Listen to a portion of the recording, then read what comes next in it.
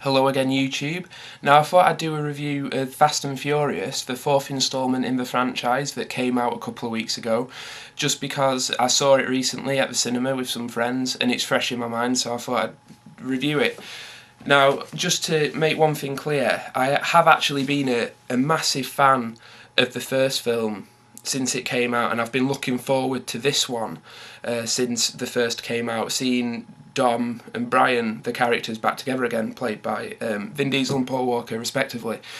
This new one, Fast and Furious, is directed by Justin Lin, who previously directed the Fast and Furious Tokyo Drift, which I've got on DVD. The original cast are back. I mean, you've got Vin Diesel, Paul Walker, Michelle Rodriguez and Jordanna Brewster all returning from the first film, which is pretty cool. Although, alright, well, this video is going to contain spoilers, so if you haven't seen it yet, I suggest you switch off now.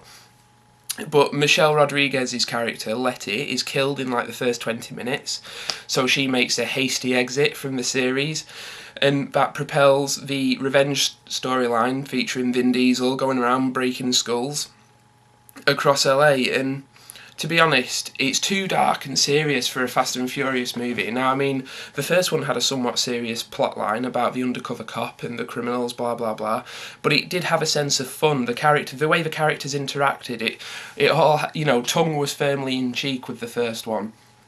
This one, though, too dark, and I mean, it's just something missing. It's missing what made the first film a genuinely good film.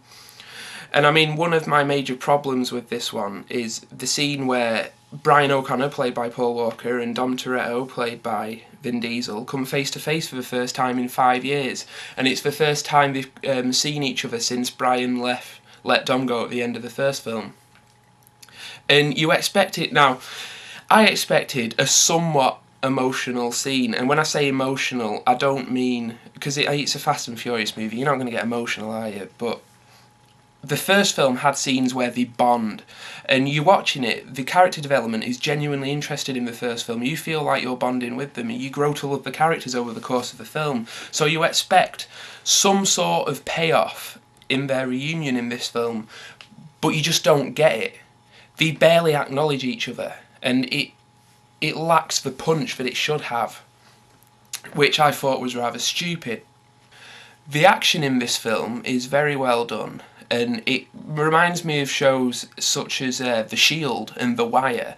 The whole gritty feel to it. I mean, there's a foot chase in this, which is, I mean, it's nothing special compared to something like the foot chase in Point Break or the foot chase at the beginning of Joe Carnahan's debut film Narc.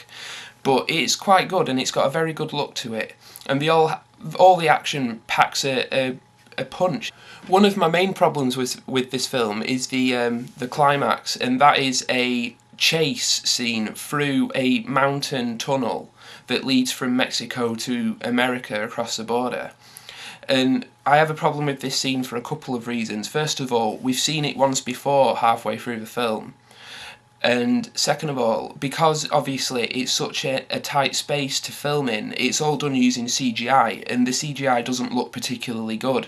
And obviously where they can place the cameras is limited, so it's quite hard to follow. Sort of like the chase scene at the beginning of Quantum of Solace, the fact that the cameras are so close to the vehicles and the actors that you can't really tell who's who or which car is which, so it's kind of a barrage of CGI-induced colour which you can't make out.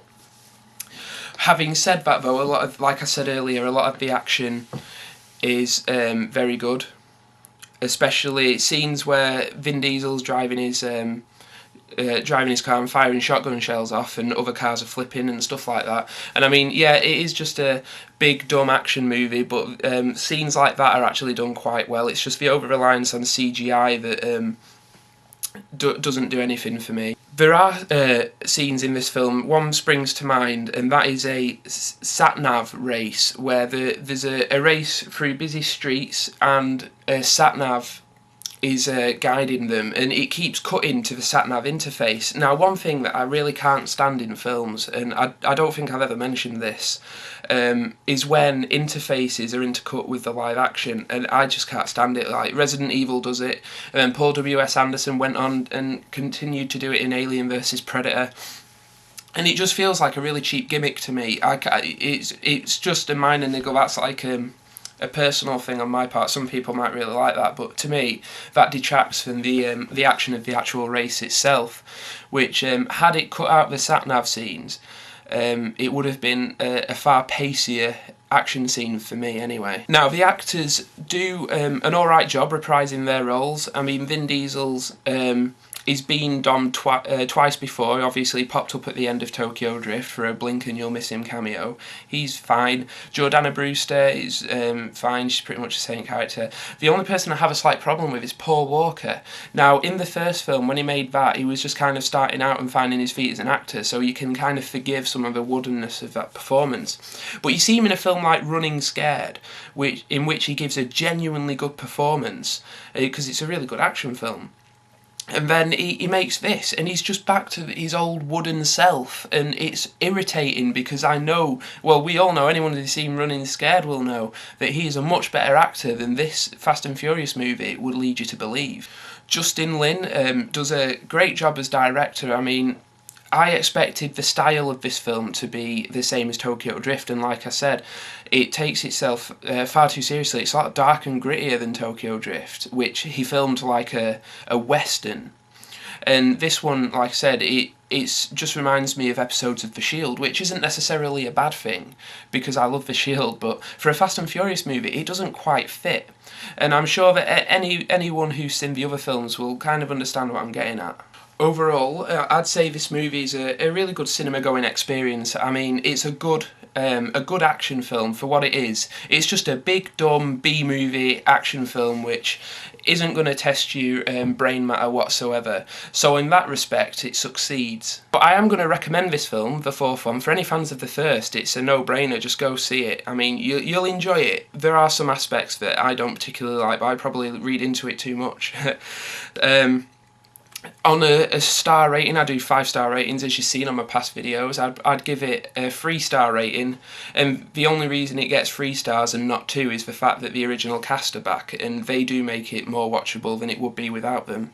So I do recommend this film. If you've got nothing to do, go to the cinema and watch it. I mean, it's worth a look. I'll be buying it on Blu-ray when it comes out anyway, because I'm addicted to buying Blu-rays. Please keep your eyes peeled for my further videos. Please subscribe and rate this video. Add me as a friend, and I'll see you all later. Alright, bye.